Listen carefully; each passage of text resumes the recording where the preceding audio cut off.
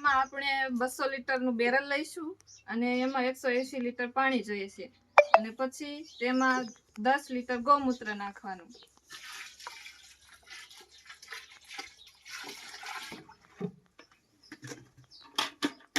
અને પછી તેમાં 10 કિલો ગોબર નાખવાનું ગાયનું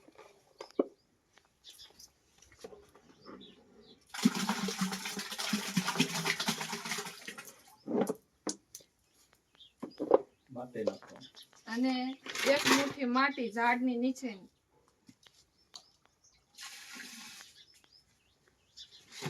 1 કિલો ચણાનો લોટ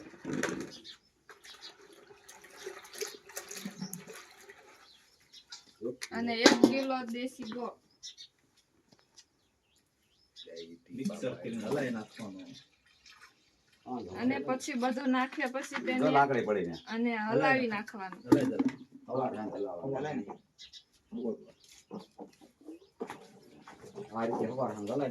પછી તેને ઢાંકીને મૂકી દેવાનું અને દરરોજ સવાર સાંજ 5 મિનિટ હલાવવાનું એટલે અઠવાડિયામાં તૈયાર થઈ જશે જીવામૃત